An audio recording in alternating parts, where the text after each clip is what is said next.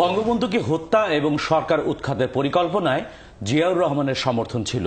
সিআইডিকে দেয়া জবানবন্দিতে বঙ্গবন্ধুর আত্মস্বীকৃত খুনি ফারুক রহমান বলেছেন, তাদের পরিকল্পনার কথা জানার পর তখনকার deputy chief of army staff Ziaur Rahman তাদের সূক্ষ্মভাবে উৎসাহিত করেছিলেন। তদন্তের আগেই জিয়াউর রহমান মারা যাওয়ায় তাকে মামলা থেকে বাদ দেওয়া হয়েছে বলে জানিয়েছেন বঙ্গবন্ধু হত্যা মামলার প্রধান তদন্ত কর্মকর্তা আব্দুল কাহার আখান্দ। ওহিদুল ইসলামের রিপোর্ট। 1975 সালের 15ই আগস্ট বঙ্গবন্ধু সহ জাতির জনকের পরিবারের 17 জনকে হত্যা করা হয়। ওই বছরের 26শে সেপ্টেম্বর খুনিদের বিচার করা যাবে না এমন বিধান রেখে একটি দায়মুক্তি অধ্যাদেশ জারি হয়। এই অধ্যাদেশ বাতিল করে 27 জনকে আসামি করে বঙ্গবন্ধু হত্যা মামলা হয়। 21 বছর পর শুরু হয় তদন্ত। আগের সরকারগুলোর প্রমাণ মুছে ফেলার চেষ্টা ও দীর্ঘ সময় পর তদন্ত শুরু করায় সাক্ষী ও প্রমাণ সংগ্রহ করতে ব্যাগ পেতে হয়েছিল বলে জানান এই মামলার প্রধান তদন্ত কর্মকর্তা। প্রায় ধ্বংসস্তূপ থেকে আমাদের সেই আলামত, সাক্ষ্য প্রমাণ সংগ্রহ করতে হয়েছে।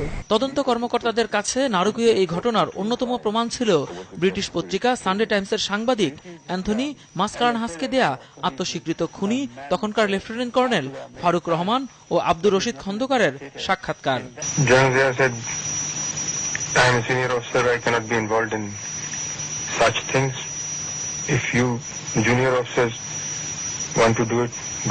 আর খুনের পরিকল্পনার কথা তখনকার deputy chief of army staff Ziaur রহমানকে জানিয়েছিলেন বলেও জানান।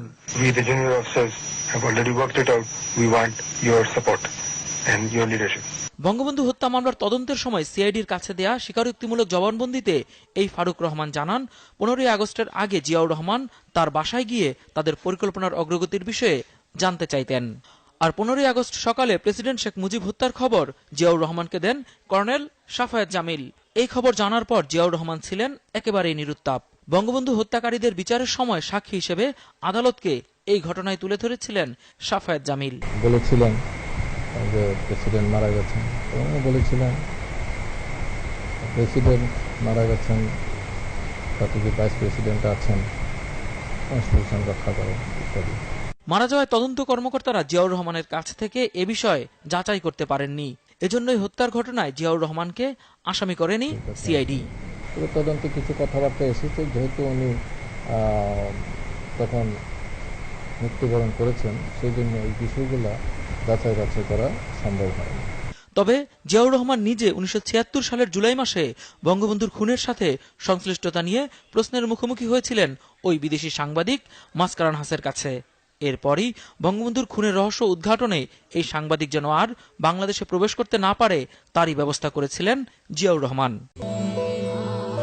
ওহিদুল ইসলাম, 71, ঢাকা।